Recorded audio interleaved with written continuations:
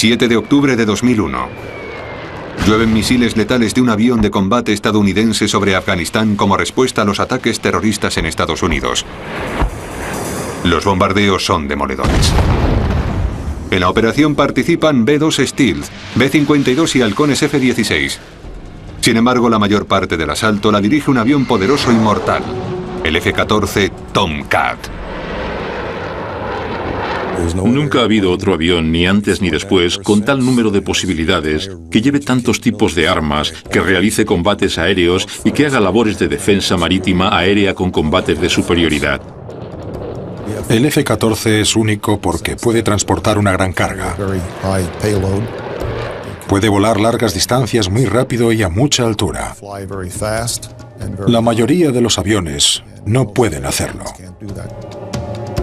Ningún otro avión a reacción de lucha lleva la combinación única de armas del F-14.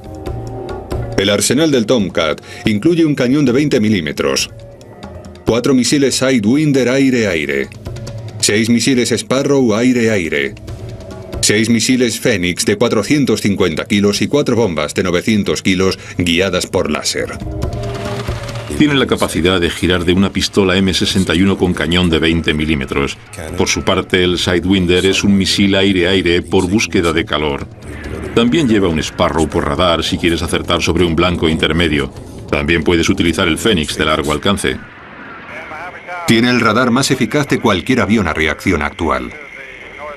Su novedoso sistema puede detectar cuando se acerca un avión enemigo a casi 320 kilómetros. Es capaz de detectar objetivos a tan solo 1,5 metros de distancia o a más de 24 kilómetros, y es 3 veces más rápido que el radar de cualquier otro avión de combate a reacción. Transmite y recibe información a través de una antena de 90 centímetros instalada en el morro del avión. Este sistema, íntegramente digital, tiene la capacidad de seguir 24 objetivos y de disparar simultáneamente 6 misiles Phoenix a 6 objetivos distintos. El resto de los aviones de combate a reacción solo pueden disparar a un objetivo. El Phoenix puede disparar a casi 320 kilómetros de distancia. De hecho, gracias al radar de larga distancia del F-14, su adversario no tendría la sensación de que lo están atacando. El radar también tiene incorporadas medidas de defensa electrónicas. Este sistema dificulta que el enemigo lo detecte e interfiera en su radar. Cuando consiga detectarte, ya estará muerto. En la actualidad, sigue siendo el punto de referencia del avión multimedia de ataque en activo. Intercepta a mucha velocidad, es capaz de hacer maniobras de combate en el aire, de abrir las alas a distintos grados y sus destrezas en los combates aéreos son inigualables. Con su elegante repliegue de armas y su doble cola vertical, tiene un diseño avanzado y es uno de los más fácilmente reconocibles en todo el mundo. El rasgo más obvio del F-14 que lo hace único es la distinta geometría de las alas. Esto nos permite operar en una amplia cobertura para realizar maniobras a mucha y poca velocidad. Las alas se repliegan para reducir la resistencia generada a velocidad supersónica y se extienden para permitir el despegue y el aterrizaje sobre la cabina de un portaaviones. Las alas desplegadas permiten el paso de mucho aire y esto provoca su elevación. A velocidades supersónicas, las alas se repliegan contra el fuselaje, por lo que el cuerpo del avión adquiere una inmejorable forma aerodinámica. El avión era un ordenador aéreo y calculaba el número Mach. Calcula el ángulo de ataque gracias a unos salientes a ambos lados del avión, y las señales recibidas son transferidas a los accionadores mecánicos que extienden y repliegan los alerones y además recogen y despliegan las alas. Las alas empiezan a replegarse en el nivel 06 Mach. En el 09 han alcanzado ya su ángulo máximo de 68 grados. Mientras el piloto prosigue el combate aéreo y continúan las maniobras de lucha, el ala no deja de replegarse y de desplegarse cuando se ralentiza o se acelera el avión. Los potentes motores dobles turbo GE permiten que el Tomcat alcance velocidades de 2,4 Mach o casi 2.800 km por hora.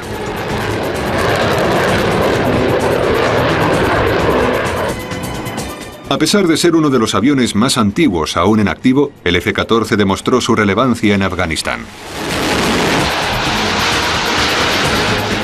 Durante la fase de combate por aire de la campaña, el portaaviones más cercano estaba aún a 1.300 kilómetros de la frontera con Afganistán.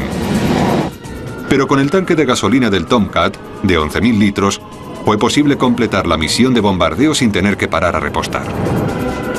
Esto no lo podrían hacer dos modelos más modernos, F-16 y F-18. Son aviones más pequeños y tienen alcances y cargas más reducidas.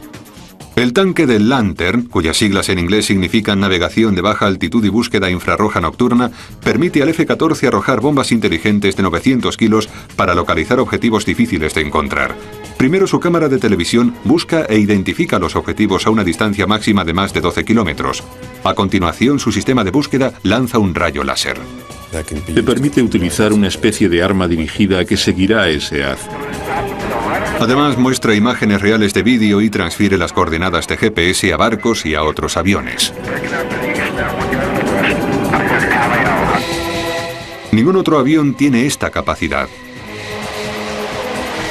Asimismo, los TARPs, en inglés Sistema de Reconocimiento Táctico Aéreo, aportan información de seguimiento y captan nítidas imágenes digitales tomadas a más de 960 kilómetros. Puede sobrevolar más de 1.600 kilómetros sobre territorio enemigo y sacar fotografías y vídeos a tiempo real. Lo hacen mejor que nadie. Desde su aparición hace ya 30 años, el F-14 siempre ha sido el avión de lucha más completo del mundo. Surgió con la amenaza soviética de principios de los años 60. Durante la gestación de la Guerra Fría, la Unión Soviética desarrolló una gran familia de misiles crucero tierra-tierra que volaban a muy poca altura del suelo. A esa altitud, había más señales que podían interferir con los radares de las naves estadounidenses. Podría no ser posible detectar estos peligrosos misiles hasta que estuvieran muy cerca. Los soviéticos también tenían bombas letales aire-tierra. Los aviones de combate de Estados Unidos no disponían de la capacidad para interceptar estos misiles. El ataque de los rusos a una nave podían realizarlo a cientos de kilómetros y podían hacer un daño tremendo en un grupo de portaaviones si se acercaban mucho. A principios de los 60, el Pentágono se dio cuenta de que necesitaba un avión que hiciese frente a los soviéticos. Necesitábamos superioridad aérea y para ello hacía falta un maniobrable aéreo, una nave de combate ágil y certera para la lucha aérea.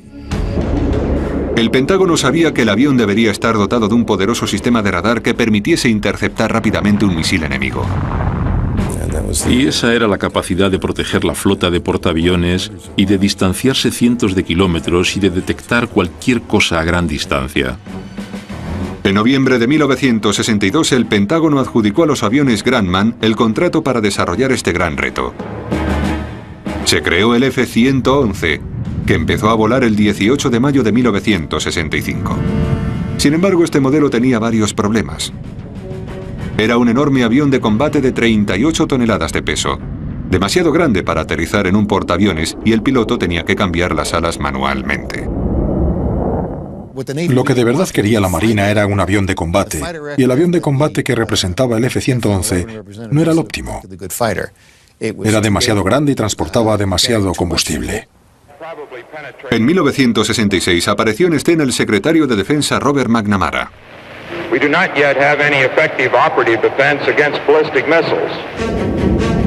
Robert McNamara indicó los requisitos del nuevo avión de combate: velocidad de 2 Mach con gran capacidad de maniobras, potente sistema de radares, capacidad de transportar gran variedad de armas. Además, el nuevo avión tenía que ser muy ligero para poder despegar y aterrizar sobre un portaaviones. En el verano de 1968, el Departamento de Defensa solicitó propuestas de ingeniería para el nuevo avión de combate a 5 compañías aeroespaciales. En enero de 1969, Grumman volvió a salir ganadora. Este contrato miliar de $5.000 millones fue el más cuantioso de la historia. Sin embargo, también fue el más exigente. Grumman tendría que entregar 700 aviones en 8 años y los ingenieros tendrían que cumplir otro encargo todavía más difícil: tener listo un avión para realizar una prueba de vuelo dentro de 17 meses, la mitad del tiempo habitual para un programa de este tipo. Desde la firma de un contrato hasta la entrega del avión, necesitábamos 51 meses. Se empezó a trabajar en el avión en agosto de 1969. La primera decisión que se tomó fue conservar un rasgo del pesado F-111, su sistema de radar Doppler AWG-9. Se trataba de una mejora significativa de un radar de pulso con respecto al de la Segunda Guerra Mundial que todavía se seguía utilizando en los portaaviones de la década de los 60. El radar de pulso mide la distancia hasta los objetivos. Funciona bien en alta mar, pero empieza a fallar cuando se acerca a tierra firme, por ejemplo, cerca de las montañas, donde se encuentra con otras señales. Los radares Doppler solo miden los objetivos en movimiento y no prestan a su procedencia. Podrían detectar fácilmente el mortífero misil crucero. Mientras que el F-111 solo tenía 2 formas de radar de pulso y 2 formas de radar Doppler, el nuevo avión contaría con 6 tipos de operación de radar, 4 en modo Doppler y 2 en modo pulso. Esto aumentaba el número de objetivos que podía seguir el avión, que pasarían de 12 a 24. Ahora el avión de combate tenía el potencial para contrarrestar el misil crucero. Con el mismo arma aire-aire, en teoría el avión podría abatir misiles soviéticos. El AWG-9, tal y como se había diseñado y desarrollado para el F-111, fue una excelente transición hasta el F-14. Lo necesitábamos por el excelente rango que tenía y por sus excelentes capacidades. Los ingenieros de Grumman centraron entonces su atención en diseñar el nuevo avión de combate, pero para hacerlo realidad tendrían que inventar los componentes básicos del avión militar. En 1969, después de entrar el contrato de $5.000 millones por el F-14, la nueva generación de aviones de combate, Grumman se concentró en el diseño. Los ingenieros hicieron frente al ilustrativo reto de diseñar un avión a reacción que pudiese viajar a una velocidad de 2 Mach, que pudiese maniobrar con rapidez en la batalla y que al mismo tiempo pudiese transportar miles de kilos de armas. Su primera prioridad fue el Swing Wing, o avión de alas de distinta geometría. Se basa en un concepto simple: permite que el avión vaya más rápido ya que elimina la resistencia de la trayectoria. Grumman había desarrollado el primer avión de este tipo para volar el XF-10 en mayo de 1952. No obstante, era un avión con un receptor de estabilidad de motor y con problemas de control. Al año siguiente se descartó el programa XF-10, pero el concepto del Swing Wing había resultado prometedor. Sin embargo, aprendimos mucho en el proceso. Después de eso, nos unimos a General Dynamics para producir el F-111. En otra ocasión, Grumman había conseguido una experiencia muy destacada sobre alas replegables variables, y por eso ya conocíamos un poco lo que no debíamos hacer cuando el programa F-14 vio la luz. Pero al principio no fue así. Algunos de los compañeros de Kress creían que las alas del F-14 deberían estar replegadas al ir a 1,2 Mach, es decir, a 1.400 km por hora. Cuando los chicos me indicaron esa cifra, me quedé muy sorprendido. Empecé a preguntar, ¿por qué iba a ir alguien a 1,2 Mach? Con las alas sin desplegar. El avión se pondría a gritarles. En los aviones anteriores al F-14, el piloto era responsable de replegar las alas. Kress pensó que hacía falta un sistema para controlar la dinámica del avión que además quitara a los pilotos la preocupación sobre la posición óptima del Swing Wing. El equipo de Kress elaboró un ordenador sobre datos aéreos llamado Programador Mach de repliegue. Este programa replegaría automáticamente las alas y el piloto ya no tendría que hacer nada. Se trata de una de las muchas innovaciones de Kress. Sin embargo, esa es probablemente la característica más novedosa del avión, ya que significó el primer avión con alas replegables verdaderamente controladas por ordenador. El piloto anularía el ordenador en caso de fallo del sistema.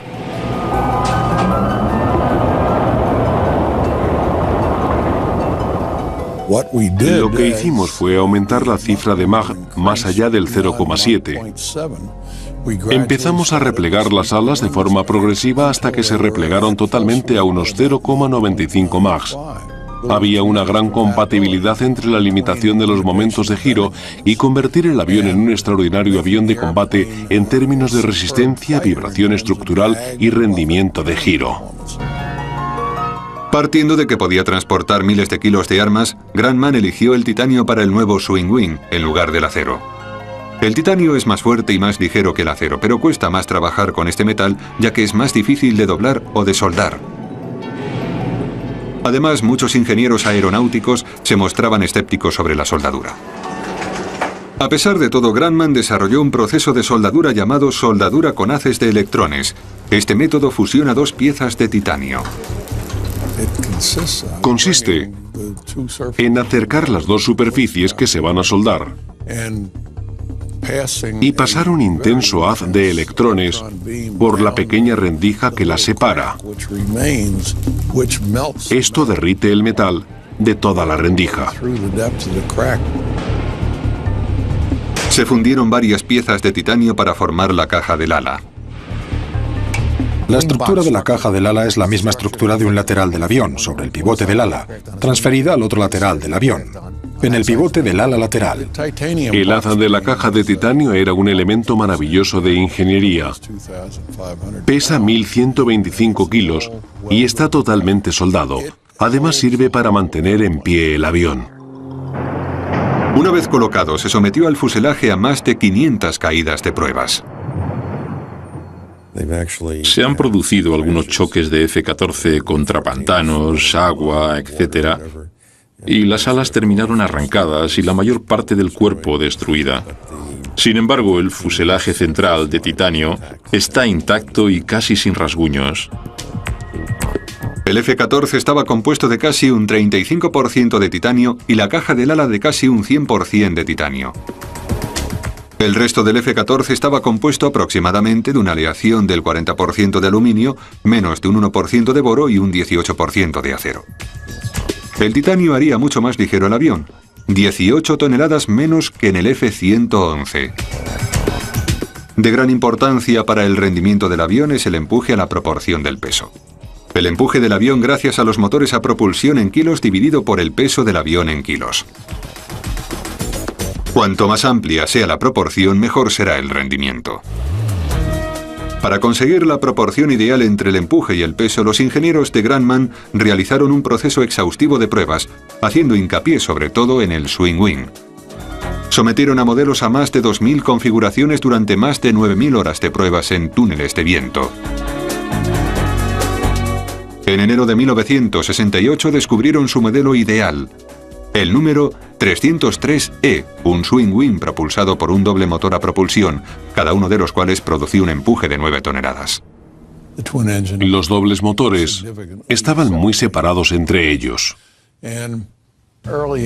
Creo que al principio no nos dimos cuenta del tremendo valor de la separación como lugar para albergar misiles, uno detrás de otro. Misiles del tamaño de un misil Fénix. El pesado F-111 tenía un espacio interno destinado a bombas y accesorios permanentes para transportar los 6 misiles Fénix. El Tomcat llevaba las armas en el exterior. Resultado: el F-14 no llevaría el peso muerto adicional de los accesorios para bombas o misiles. De esta forma se desarrolló aquí un rasgo innovador en Grumman. Es lo que conocemos como el concepto de plataforma. Si nos fijamos en la parte inferior del F-14, veremos los 2 misiles Fénix, por ejemplo, o las 2 bombas de 900 kilos. Están colocadas sobre raíles y los raíles están curvados para cubrir las aletas de los misiles y parte de los misiles, y esto corta la resistencia aerodinámica de las armas. Dependiendo de la misión, era posible cambiar muy rápido las plataformas para cargar otro tipo de armas. Los diseñadores del F-14 buscaron otras posibilidades, las dobles colas verticales. Era la primera vez que se utilizaba esta configuración en un avión de guerra a reacción. 2 colas más cortas en contraposición a una única cola más corta es una ventaja en caso de límite de altura en el hangar de un transportador. Pero lo más importante es que las 2 colas aportan mucha más estabilidad. Cuando dispones de 2 colas hay el doble de superficie para aplicar a las fuerzas aerodinámicas. El factor de corrección del que dispones es el doble y quieres algo que enderece el avión. Cuando pierdes un motor tiende a deslizarse lateralmente y a girar, y lo que quieres es que deje de girar. Otro rasgo revolucionario del diseño procede de Kress. Cuando la tripulación la componen 2, el piloto y el RIO, en inglés oficial de radar e intercepción, estarían sentados en tándem. Esto reduciría la resistencia del avión, ya que la cabina sería más estrecha. La fecha objetivo para la prueba de vuelo del primero de 12 prototipos fue en enero de 1971.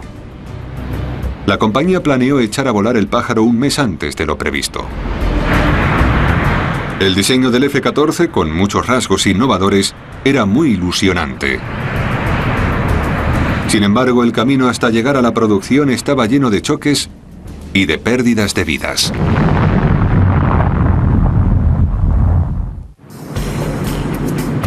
El primero de los que serían los miles de vuelos de prueba para el nuevo F-14 estaba planificado para el 21 de diciembre de 1970, un mes antes de lo previsto. Robert Smythe y Bill Miller serían copilotos. Cuando empezó a oscurecer, el prototipo del F-14 dio 2 grandes vueltas alrededor del campo de vuelo. Un vuelo sencillo pero exitoso que duró 10 minutos. No se utilizaron las alas de variación. A pesar de la corta duración del vuelo, Grumman mantuvo el optimismo sobre el segundo intento. Este se realizaría tan solo 9 días más tarde, el 30 de diciembre. El avión intentó convertirse en supersónico y replegó por primera vez las alas. Smythe y Miller volverían a meterse en la cabina. Dennis Romano estaría en el avión de persecución para el vuelo. Había mucho alboroto y mucha gente. Fue en el exterior de nuestras instalaciones de Calverton, en la parte oriental de Long Island. El F-14 realizó el despegue y se elevó en el aire, hacia la costa sur de Long Island, con una firme brisa probablemente de 25 nudos. Los primeros momentos del vuelo fueron suaves, pero cuando estaba lejos de la nave, a 3 kilómetros de altura, el F-14 empezó a perder líquido hidráulico. La filtración fue causada por una resonancia o por una agitación rítmica en el sistema, provocado por pulsaciones de los bombeos hidráulicos.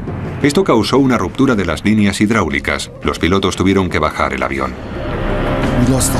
Perdimos la potencia hidráulica de los controles, así que intentamos llevarlo a una zona de cultivo. Casi se cae hacia atrás y de repente el avión empezó a colear. Desaparecieron una nube de humo porque iban descendiendo con el avión. Creía que había perdido a 2 amigos. Vi cómo salían el compañero del asiento de atrás, Bob Smith, y del asiento delantero, Bill Miller. Salieron propulsados. Vi cómo descendía el paracaídas de Bob Smith y cómo caía en la bola de fuego de la explosión. El calor lo elevó y el viento lo alejó de los restos. El calor le quemó la parte de abajo de su traje. Al final ambos escaparon del avión, pero por desgracia quedó inutilizable.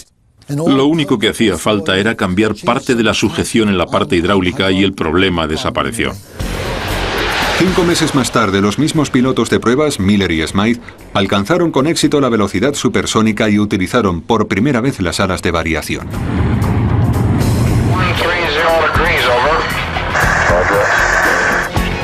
Siguieron realizándose pruebas en Calverton, en Long Island. Para cada vuelo se llevaron a cabo 600 tests aislados. Se transfirió al ordenador de los ingenieros, quienes examinarían la información y adjudicarían a los pilotos para la siguiente prueba de vuelo. Digamos que en la extensión del ala querías medir 50 puntos de presión. En cada ala ponías 50 puntos de instrumentación, es decir, pequeños sensores, y cada uno de ellos es un parámetro. Se registran continuamente 600 parámetros. Algunos de ellos son eléctricos, otros de presión, de estructura, de motor, del sistema de combustible, etc. Y lo que estás midiendo ese día es dónde está la importancia. Podíamos salir y seguir haciendo nuestras pruebas hasta que el ingeniero del vuelo, en su consola, viese algún tipo de punto de peligro.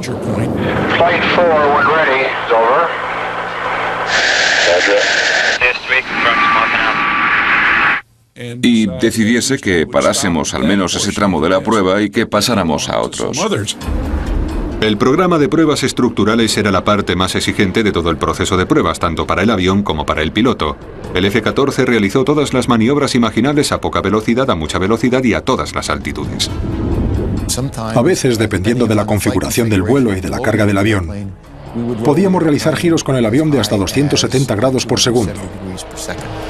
No estaba nada mal para un avión que pesaba unas 18 toneladas, mucha inercia. Duplicamos la velocidad del sonido. También lo hicimos a 1440 km por hora, a 1,5 kilómetros de altura. En 4 horas de vuelo se realizaron más de 135 pruebas estructurales. Puedo afirmar que incluso para un hombre joven, 4 horas de vuelo estructural te dejan agotado. El desastre llegó en junio de 1971, cuando Bill Miller, el piloto de los primeros vuelos, perdió misteriosamente el control de su avión, lo que le ocasionó la muerte. Pero continuaron las pruebas. El problema más grande de las primeras pruebas era el motor. El motor Pratt & Whitney TF-30 había sido diseñado para el F-111. Debido a una obligación contractual con Pratt & Whitney, Grumman utilizaría su TF-30 en sus primeros F-14. Los motores no habían sido construidos para soportar las presiones aerodinámicas del Tomcat. Cada vez que vuelas vas forzando la cobertura. No estás volando recto ni vas nivelado como un avión a reacción de pasajeros. Vas volando muy rápido, sientes la presión aerodinámica por inercia en todas direcciones. A veces las hojas del ventilador se rompían, atravesaban volando el resto del motor y lo destrozaban totalmente. Son grandes. Tienen una gran cantidad de masa asociada y giran a muchas revoluciones por minuto. Los ingenieros resolvieron rápidamente este problema al desarrollar un motor nuevo y mejorado para que evitara la ruptura por hojas de la turbina. Las hojas del ventilador estaban compuestas por una aleación de titanio fuerte y se utilizaron cubiertas de acero para envolver las correas del ventilador como precaución de contención. En caso de desintegración de una hoja del ventilador no se soltaría ninguna pieza y nada dañaría el motor. En los siguientes 18 meses, solo se perdieron otros 2 aviones. Las pruebas se desarrollaban de maravilla. Estructuralmente el avión era increíble. Pero las pruebas más importantes y más complicadas estaban por llegar. Esta implicaría disparar simultáneamente 6 misiles Fénix sobre 6 objetivos distintos. Hacen falta 6 aviones teledirigidos en 6 lugares distintos y es necesario un F-14 con 6 misiles Fénix. Necesitas tener toda la gama y toda la capacidad de coordinación, y eso no es poco. La primera prueba se desarrollaría en el Centro de Pruebas para Misiles Navales en Point Mugu, California, en noviembre de 1972. Se lanzaban los misiles volando desde el nivel del mar hasta 30 kilómetros de altura. Un esfuerzo pionero. Es la primera vez que alguien intentaba disparar al mismo tiempo a 6 objetivos tan distanciados. One's away, 2's in the air, 6 in the air. Tan solo uno de los 6 misiles no alcanzó su objetivo. 5 blancos directos, unos disparos muy certeros. Es increíble. No sé si el que se desvió quedó cerca del campo letal, pero no se alejó mucho. Se había cumplido con el Pentágono. Transcurridos 3 meses desde las pruebas de disparo a 6 objetivos, Grumman entregó 234 F-14 a la Marina. El programa Tomcat F-14 se puso en marcha. Durante las 3 décadas siguientes, gracias a continuadas mejoras, el Tomcat demostraría una y otra vez su valor en acciones de combate. Sin embargo, en 1979, un intento de ayudar a un aliado de Estados Unidos casi termina en desastre para el Tomcat y para Estados Unidos. Tras recibir la flota naval de Estados Unidos a principios de 1973, el F-14 se convirtió rápidamente en uno de los aviones de combate más temidos y respetados del aire. Sin embargo, ese mismo año, la constante agresividad soviética propició una insólita decisión que implicaba al Tomcat y que pondría a Estados Unidos en una situación muy vulnerable. Irán, el aliado de Estados Unidos entonces, estaba preocupado por los MiG-25 soviéticos que sobrevolaban el país a 15 kilómetros de altura. Los MiG eran capaces de volar a velocidades que excedían los 2 Mach. El Shah de Irán le pidió ayuda al presidente Nixon para interceptar a los intrusos que viajaban a gran velocidad. Nixon le contestó que podía pedirles el F-14 Tomcat de la Marina de Estados Unidos o el Águila F-15 de las Fuerzas Aéreas. El único avión verdaderamente capaz de abatir al MiG-25 era el F-14, con el misil Fenix y con el sistema de misiles Fenix. Al Shah le gustó el F-15 porque era un avión de las Fuerzas Aéreas de Estados Unidos, y en Irán había una gran presencia de este cuerpo militar estadounidense. El Shah solicitó tomar su decisión tras un vuelo de prueba o una demostración aérea entre los dos. Nixon accedió. La prueba se realizaría un cálido día de agosto de 1973. El primero en volar fue el F-15. A continuación, el Tomcat se elevó con Dennis Romano como copiloto. Un giro de 90 grados a la derecha. Un giro de 270 grados hacia la cabecera de la pista. Sobrevoló la pista a 150 metros de altura, haciendo un giro de 90 grados. Y desplegó las alas hacia adelante desde 68 grados a 20 grados mientras realizábamos aquella maniobra. Tocamos el suelo con el avión y luego lo subimos verticalmente. Bajamos la velocidad y abatimos los alerones. Dimos vueltas al avión invirtiendo y luego en su posición directamente al final de la pista. Impresionante. El Shah eligió el Tomcat. En enero de 1976, la Marina entregó a Irán 79 F-14. Con la excepción de algunos elementos, el Tomcat iraní era idéntico a la versión de la Marina estadounidense. Los técnicos de Grumman y los pilotos de la Marina de Estados Unidos aportaron el apoyo técnico y la experiencia. No obstante, a principios de 1979 la creciente inestabilidad en Irán provocó el derrocamiento del Shah, que fue sustituido por el gobierno radical islamista y fundamentalista del Ayatollah Khomeini. 79 de los mejores aviones a reacción de guerra del mundo estaban ahora en manos del enemigo de Estados Unidos. En agosto, sin embargo, todos los Tomcat habían sido misteriosamente saboteados para no poder disparar sus misiles. Incluso hoy, tan solo los saboteadores conocen a los responsables. Algunos sospechan de algunos técnicos huidos de Grumman. Corrió el rumor de que se llevaron los sistemas eléctricos cuando se marcharon. No sé si sucedió o no. Lo que sí se conoce es esto. Con un embargo de armas impuesto por Estados Unidos sobre Irán se produjo un grave problema de mantenimiento y de piezas. Esto hizo que los Tomcat iraníes quedaran prácticamente inutilizables. Son inspecciones y piezas muy detalladas que tienen que ser sustituidas regularmente. Si no se hace, en un par de meses se estropeará por completo y creo que eso es lo que de verdad pasó. La verdadera base del conocimiento fue el grupo de técnicos que habían prestado apoyo al F-14. Cuando se pierden las piezas y el conocimiento es solo cuestión de tiempo. Por lo que sabemos, los aviones están conservados en un almacén abandonado, casi intactos y sin piezas de recambio.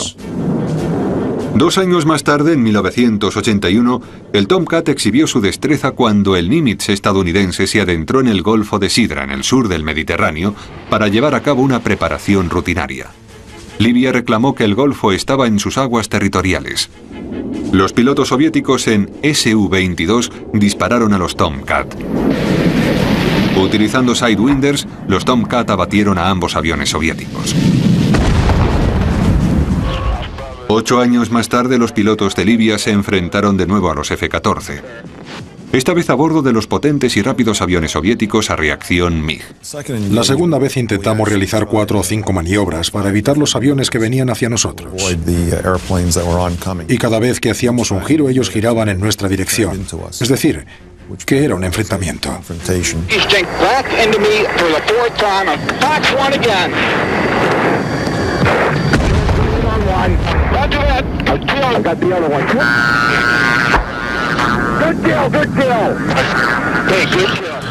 Sin embargo, una vez más, 2 pilotos de Tomcat volvieron a abatir a 2 aviones de caza libios. Fue una lucha relativamente fácil para los pilotos de los Tomcat. Sí, fue casi un Sidewinder 101. Nunca los habían puesto a prueba y es lo que querían. A pesar de su capacidad superior, los expertos aeronáuticos creyeron que a finales de la década de los 80 el Tomcat terminaría quedando desfasado por detrás de otros aviones nuevos como el Halcón F-16 y el Hornet F-18. Pero las mejoras a lo largo de esa década y de la década de los 90 mantendrían a la par al F-14 con cualquier otro avión. Una de las mejoras más importantes hacía referencia al motor del F-14. La principal preocupación con respecto al F-14 durante sus primeros 10 años fue la pérdida de velocidad del compresor del motor. Los primeros motores eran ideales para alcanzar velocidades supersónicas, pero no para extremas maniobras de combate. Era un avión de guerra. Y como tal, hay muchos cambios bruscos de velocidad. Había que prestar mucha atención para estar seguro de que no se quedaba arrinconado, se retrasase o saliese de la cobertura permitida. La circulación irregular de aire haría que el motor se calase. Se calaba a grandes altitudes y a poca velocidad. Si no se corrigiese inmediatamente el avión, empezaría a girar y a dar vueltas sobre sí mismo de forma incontrolada. Esto hizo que se echaran a perder unos 19 F-14. Los nuevos modelos GE, instalados en 1984, permitieron a los pilotos volar sus Tomcat con ángulos extremos de ataque y maniobrar sin preocuparse sobre las pérdidas de los compresores. El motor GE del F-110 sí daba el empuje y el funcionamiento al avión como se había diseñado originariamente. El motor GE aumentaba el empuje de la postcombustión, el empuje total del avión, desde 9 hasta 12 toneladas. Esto significa un aumento del 40% en el empuje. También aportaba un control computerizado de combustible que permitía que trabajásemos prácticamente sin pérdidas. A principios de los 90 llegaron mejoras en los radares y en los sistemas de aviación. El sistema de radar digital introducido en 1990 le aportó al Tomcat su capacidad inigualable de seguir objetivos a casi 3 kilómetros prácticamente desde cualquier altitud. El radar APG lo transformaba, digamos, de un viejo coche en un Ferrari en cuanto a sistemas de aviación. La actual búsqueda por infrarrojos y el sistema de seguimiento instalado en 1990 permite a un piloto de F-14 ver a los enemigos gracias a las fuentes de calor a más de 4,8 kilómetros de distancia. En 1995 se incorporó el Lantern Pod y sumaba al F-14 armas guiadas por láser. En 1996 los Tomcat empezaron a utilizar esta tecnología cuando dejaron caer las bombas inteligentes guiadas por láser en objetivos de Bosnia. Esto les hizo ganarse el nombre de bombas gato. El F-14 original solo disponía de 3 procesadores computerizados. La versión más nueva tenía 33. También había un ordenador central, pero ahora dispones de procesadores de distribución por todo el avión, haciendo todo tipo de cálculos. Cuenta incluso con un sistema digital de control de vuelo que evita que el avión empiece a girar sobre sí mismo. Todas estas mejoras resultarían muy útiles en la nueva guerra de Estados Unidos. En 2001, los pilotos de F-14 a veces realizaban 2 misiones al día en Afganistán. Sin embargo, los F-14 son tan buenos como sus pilotos, y los pilotos que vuelan estos Tomcat son posiblemente los mejores del mundo. Se han convertido en pilotos de F-14 solo tras sobrevivir a uno de los programas de preparación más exigentes del servicio militar, el programa Top Gun. No es fácil convertirse en un piloto de F-14. Las exigencias son rígidas, la preparación es exhaustiva. Desde 1972 el programa recibe el nombre de Top Gun. Un máximo de solo 40 pilotos resulta elegido cada año de miles de candidatos. Un piloto debe poseer al menos 3 años de experiencia en vuelo en F-18 o en F-16. Todos los aspectos de la experiencia del piloto cuentan. Esto incluye el historial de vuelo de guerra del piloto o la piloto. Examinan cómo pilotas en una situación de guerra, cómo realizas las maniobras de combate, es decir, te vas construyendo una reputación en el aire. También se evalúa el tiempo de reacción del piloto y la capacidad para controlar el avión para realizar movimientos rápidos. Los candidatos deben de haber controlado numerosas maniobras de combate para entrar en el programa de Top Gun. Por ejemplo, volar a 880 km por hora a 3 kilómetros de altura. El piloto necesita demostrar continuamente la capacidad de realizar un giro de 90 grados en combate en solo 4 segundos. Capacidad táctica, sentido del aire y destrezas de aviación, 3 aspectos en los que se basa todo. Ahí es donde la rueda entra en contacto con la pista. Es cuando demuestras lo bueno que eres haciendo volar el avión. Un piloto también debe estar en el 1% más alto de los informes anuales sobre estado físico emitidos por la Marina. La preparación se realiza en un curso exhaustivo de 10 semanas. En él se hacen 500 horas de vuelo y 100 horas de prácticas de combate. En la clase, los futuros pilotos de Tomcat deben demostrar que conocen profundamente cualquier avión enemigo. El candidato Top Gun debe ser capaz de identificar todos los misiles de un MiG soviético de lucha, la velocidad que puede alcanzar e incluso su velocidad de giro. En una base de preparación en Fallon, Nevada, los futuros pilotos Top Gun lanzan distintos misiles aire-tierra a distintos objetivos. Están graduados según lo cerca que han quedado del centro del objetivo. Tienen convoyes y aeródromos de simulación, es decir, pistas de aterrizaje, porque la idea es dejar sin funcionamiento un aeródromo. Esto se parece mucho a lo que hicimos en Kabul. Se intenta soltar una bomba para cortar la pista de aterrizaje y dejarla inutilizable para el enemigo. El clímax de la preparación es el ataque alfa, en el que los estudiantes participan contra sus instructores en combates simulados. Los instructores atacarán las formaciones de F-14 para comprobar la capacidad de los candidatos de abatir a los intrusos enemigos. Los instructores vuelan en F-16, F-18 y más recientemente en aviones de combate MiG. El primer objetivo de tu misión es destrozar el objetivo aire-tierra. Si eres capaz de hacerlo mientras esquivas aviones enemigos, claro. Si se meten entre tú y la zona que es tu objetivo, tendrás que destruir a los aviones enemigos. Es posible que termines con 20 o 30 de los buenos contra 20 o 30 de los malos. Al final terminas con 40 o 60 aviones en un mismo espacio aéreo. Entonces empieza el combate. Esto forma parte del ejercicio de graduación. En tierra firme, los comandantes observan las maniobras de combate en la pantalla de un ordenador. Todos los movimientos de los candidatos Tomcat quedan grabados en vídeo. Se analizará su capacidad de interceptar, de conocer las armas del enemigo, su destreza de disparo e incluso su lenguaje. Lo primero que se puntúa es el éxito de la misión, es decir, si has alcanzado la zona objetivo y si has lanzado las armas contra él. A partir de ahí se entra más en detalle, incluyendo el tiempo en completar la misión. Generalmente, si quedas un par de segundos por encima o por debajo, es que lo estás haciendo bien. Si quedas, digamos, a 30 segundos, es bastante significativo. Además, los candidatos deben aguantar la dura preparación, y dura significa pasar una escuela de supervivencia, evasión, escape y resistencia. Los futuros pilotos pasan 5 días en las montañas o en la playa con muy pocos medios y sin comida. En este proceso también deben intentar que no los atrapen. Te ves colocado en un entorno bastante hostil. Te dan muy pocos medios. Digamos que tienes que valerte por ti mismo varios días. Esto sí que es sobrevivir. A principios del siglo XXI, la supervivencia del F-14 está en duda. Corre el rumor de que se quedará progresivamente desfasado en 2007, ocultado tras una nueva generación de aviones de combate como el avión de caza F-35 de fuerza conjunta.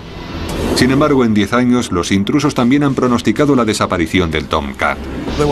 Se habló de que no duraría hasta el final del siglo, o de que no duraría muchos años en el nuevo siglo. Sin embargo, cada mejora insufló vida y capacidad al avión. Incluso los aviones que tenemos ahora podrían durar otros 25 años. El mejor avión a reacción de combate del mundo podría ser algo tan valioso que no se debería retirar. Puede que el Tomcat demuestre a los escépticos que se han vuelto a equivocar. Dejar que vaya desapareciendo con el tiempo y sustituirlo por algo con menos posibilidades o más caro sería un gran error. El avión lleva muchos años volando y seguro que seguirá haciéndolo muchos años más. Cuando tienes que llamar a alguien, ¿a quién llamas? Al F-14.